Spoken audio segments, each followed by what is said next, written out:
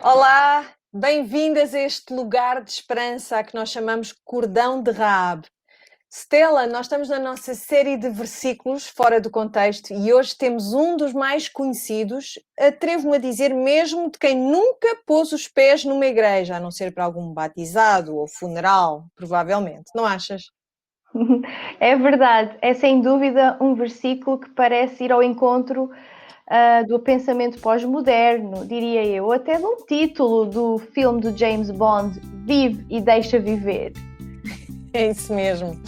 Nós estamos a falar da famosa frase de Jesus: não julgueis para que não sejais julgados. Ou, se usarmos uma tradução mais dinâmica, que nos vai ser útil, não julguem ninguém e assim Deus não vos julgará.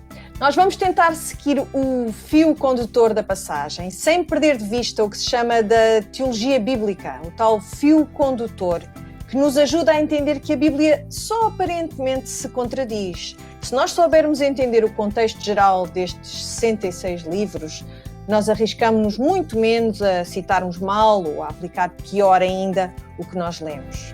Vamos a isto, Stella?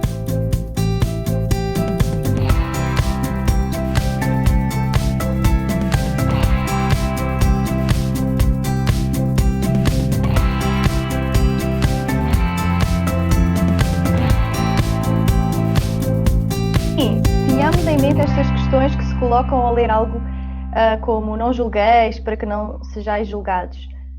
Devemos ou não julgar os outros cristãos, Adelaide? O que não devemos julgar? O que devemos julgar? Pois. Tínhamos em mente também o contexto geral deste versículo de que nós estamos a falar. É preciso lembrar que este versículo abre o último capítulo do chamado Sermão do Monte, onde Jesus nos apresenta uma espécie de constituição do reino de Deus, retratando o cidadão desse reino como alguém que claramente não faz o que lhe é natural fazer. Muitos de nós, acho eu, evitam até ler estas passagens por elas serem de facto muito exigentes e complicadas de enquadrar na nossa vida de todos os dias. É como se nós preferíssemos nem saber, por percebermos ou intuirmos que pelas nossas forças nós não vamos chegar lá. Então, mas não nos enganemos, deixemos uma coisa muito, muito clara aqui. Nenhuma de nós compreende na sua plenitude estes ensinamentos de Jesus. Eles são, de facto, passagens difíceis. Mas como nós não seguimos uma religião em que Deus permanece oculto, antes ele, podemos dizer que se quis mesmo revelar, não é? E que quer que nós o conheçamos. Então, não deixemos que essa dificuldade que é real de entendermos alguns textos nos impeçam de os estudar e de os entender como eles podem ser entendidos. Há passagens complicadas, mas nós acreditamos que vale a pena continuar a estudar a Bíblia. Nós não seguimos uma religião em que Deus permaneça oculto, de facto, e por isso nós queremos estudar, queremos compreender e queremos fazer, Stella. Sim, é isso mesmo, Adelaide. Vamos estudar. Este versículo é, sem dúvida, outra passagem que ouvimos inúmeras vezes, não só de pessoas cristãs, mas também é base para muitos pensamentos seculares e não religiosos, como nós já dissemos aqui, deste nosso mundo. Até está presente em letras de música rap dos artistas famosos, aquela música Only God Can Judge Me. Só Deus pode me julgar e mais ninguém, não é? Yeah. Também é usado como desculpa, como o famoso cartãozinho Get Out of Jail Free Card, para fazermos, né? Aquele cartãozinho, para fazermos aquilo que bem nos apetece ou para um comportamento que talvez não seja o mais apropriado aos olhos do outro.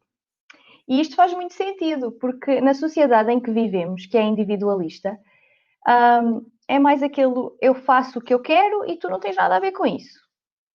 Mas é impressionante como, mais uma vez, as palavras de Jesus Cristo, do Verbo, são ditas fora da sua própria interpretação e contexto, Adelaide. Sim, sim, sim, sem dúvida. Não é? Nós não podemos negar também que nós, seres humanos, temos esta tendência a ter preconceitos acerca do outro e então formamos logo uma opinião fundamentada naquilo que vemos, nas aparências. Mas o que é que Jesus quis mesmo dizer com estas palavras tão marcantes e, ao lermos esta passagem, um tanto chocantes, já, Adelaide? Bem, podemos começar pelo tal verbo maldito, julgar. Para olhar para ele com olhos da Bíblia, nós precisamos de uma ferramenta que é muito preciosa, que é uma concordância. Aliás, no final da vossa Bíblia, se é uma Bíblia de estudo, deve haver uma lista de termos, por ordem alfabética, que te vão ajudar a encontrar outros usos para a palavra julgar no Antigo Testamento e no Novo Testamento. Por isso, lê todas as referências por ti mesma, porque elas são bem úteis. Por agora, mantenhamos em mente uma das passagens que também usa este termo de um modo quase idêntico. Neste caso, em Lucas 6,37 e 6,38. Não julguem e não serão julgados. Não condenem e não serão condenados. Perdoem e serão perdoados. Lembrem-se desta sequência de verbos: julgar, condenar e perdoar. Mas, Stella, vamos por partes. O contexto geral qual é? Vamos. Olha, então, para quem é que Jesus está a falar? O que é que ele quer dizer com estas palavras? Se nós formos ler os versículos anteriores, para nos ajudar a entender melhor o contexto, vemos que Jesus estava a dar o seu famoso Sermão do Monte a uma vasta multidão. E esta multidão incluía fariseus, pessoas que seguiam Jesus, publicanos e outros religiosos e também curiosos. E eu até vou-te pedir para ler. Olha o que ele diz no capítulo 5, versículo 17, no Sermão do Monte. Ok. Diz assim: não penseis que vim abolir a lei ou os profetas. Não vim abolir, mas cumprir. Olha, este também era um bom versículo para a gente estudar mais a fundo. É verdade. Hoje só vamos tocar nele. Não, só pode ser um. Portanto, Adelaide, Jesus está aqui a ensinar a multidão sobre a lei, como é que ela deve ser aplicada corretamente e como ele, Jesus Cristo, é aquele que a cumpre perfeitamente. O que é que estava a acontecer? Muitos praticavam a lei de maneira hipócrita, fingida, não é? E por isso é que Jesus, várias vezes neste sermão, os chama de hipócritas. Nós vemos essa palavra aparecer várias vezes. Porquê? Porque eles citavam as leis de maneira errada, julgavam os outros precipitadamente, de acordo com as aparências exteriores, e ainda se passavam por piedosos, quando de facto dissimulavam, estavam a fingir ser piedosos. E isto torna-se muito evidente quando continuamos a nossa leitura do capítulo 7. Observamos que Jesus os condena como hipócritas, aqueles que ouvem, mas não praticam as suas palavras. Eles distorcem a palavra, fingem ser religiosos e fingem ser corretos, mas sabem que à medida que eles julgam os outros, não é a mesma medida aplicada a si mesmo. Jesus também diz que aquele que ama verdadeiramente a Cristo e o segue é aquele que ouve e pratica a sua palavra. E Jesus compara tal homem, e mulher, claro, como sendo prudente, que edificou a sua casa sobre a rocha. Então, com essa visão geral, acho que já conseguimos todas perceber que Jesus não estava a falar num contexto de life coach, não é? Numa de, olha, cada um sabe de si, Deus sabe de todos, não é? Que também é um provérbio que não está na Bíblia. Mas antes com a preocupação, de facto, de expor o coração com que nós nos lançamos a julgar os outros, por nos acharmos melhor do que os outros. Então, já dá para percebermos que a intenção é discipular, é ensinar, não é? Aliás, é isso mesmo que diz os primeiros versículos do Sermão do Monte.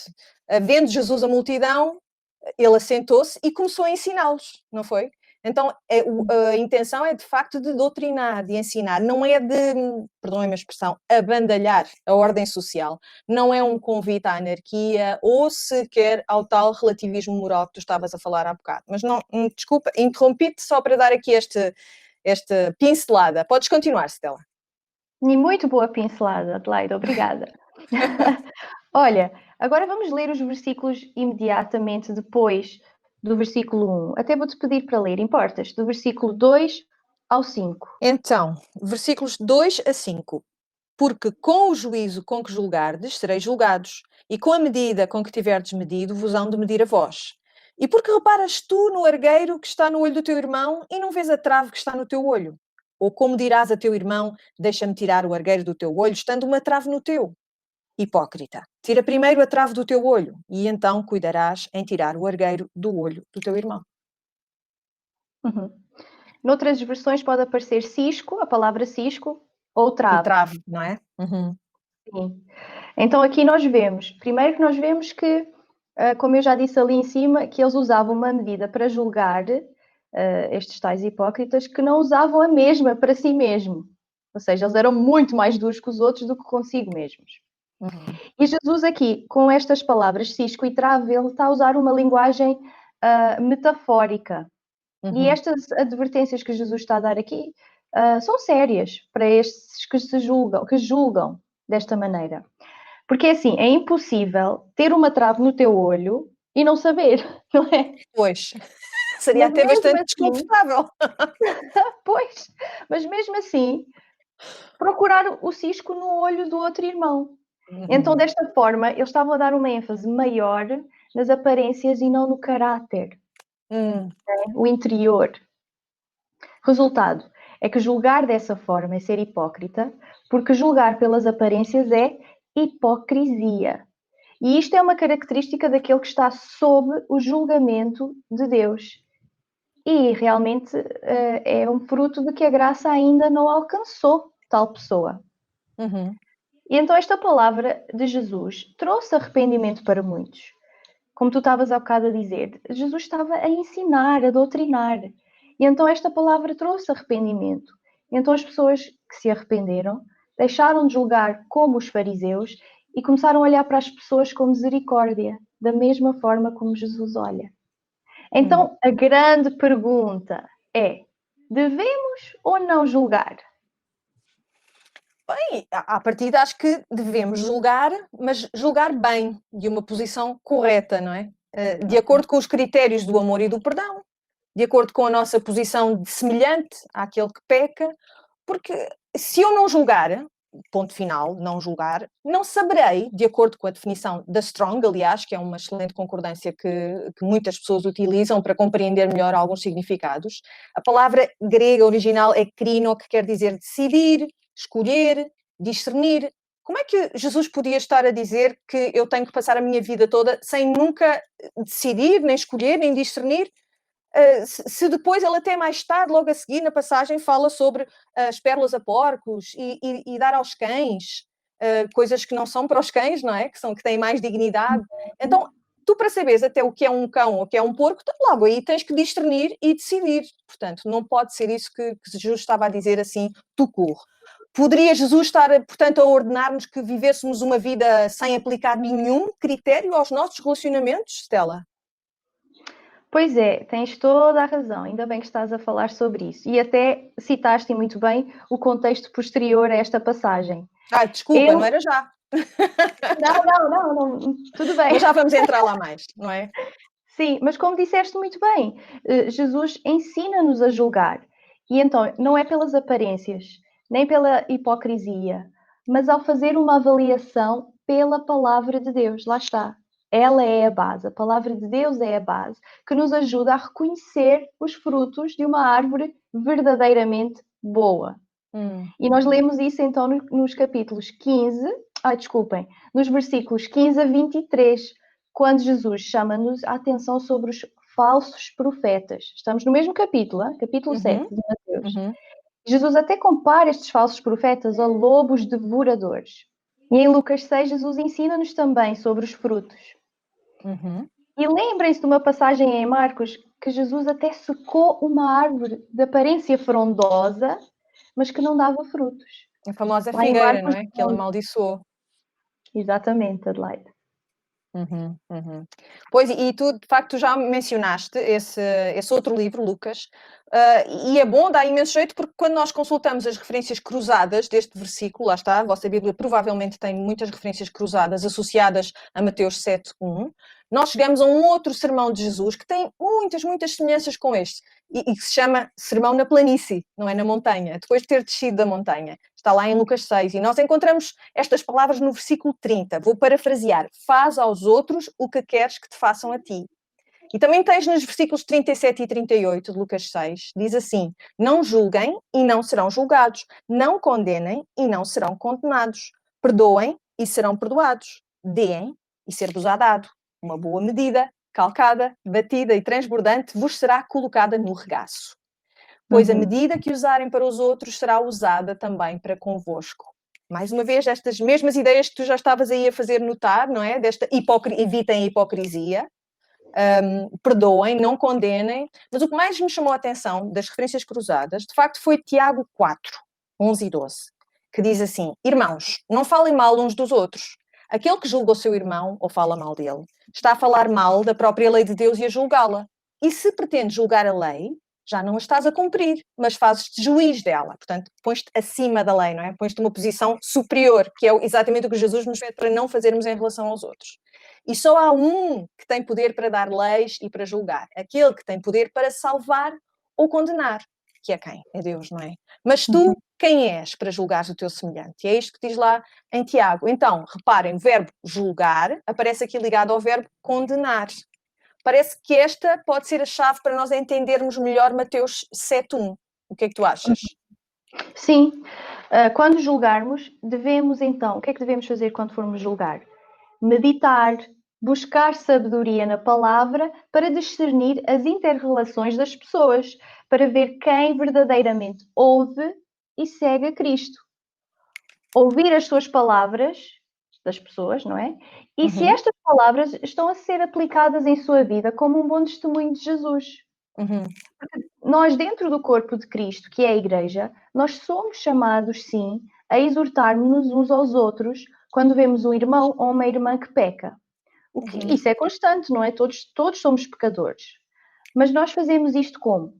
Em diálogo, em oração, em amor, sempre tendo como base as Escrituras e não as aparências. Nós fazemos isto não para condenação, nem discriminação, mas para a edificação uns dos outros e suportando as cargas uns dos outros. E podemos ler sobre isto em Gálatas 6, e então é uma leitura interessante, depois, se vocês quiserem fazer. E sempre temos que lembrar das palavras de Jesus, sempre avaliar os frutos das árvores, a famosa metáfora para o bem que as pessoas produzem de acordo com a palavra de Deus. Eu a meditar sobre esta passagem pensei, bom, a prioridade ao julgar nunca deve ser a pessoa ou nós mesmas, porque às vezes nós temos um senso, um sentido, um sentimento de autopreservação. Nós não queremos dizer nada porque temos medo de ofender ou eu não vou dizer nada porque eu sou muito amiga dela, não quero perder a amizade dela. E isso é um egoísmo, não é? Não é um egoísmo da nossa parte. Mas então a prioridade deve ser a Bíblia, o perfeito esquadrão da obra de todos os homens, Adelaide. Até porque, repara, se nos tivesse a ser dito para não fazermos não exercitarmos esse discernimento, essa separação, não é? Do que é bom, do que é mau, do que é das trevas, do que é da luz, como é que nós de facto podíamos ajudar uns aos outros? Se para nós é muito mais fácil mesmo ver o cisco no olho do outro do que é para ver a nossa trave. Quem é que vai ver que eu tenho uma trave? Quem é que me vai dizer, Adelaide, tens uma trave no olho?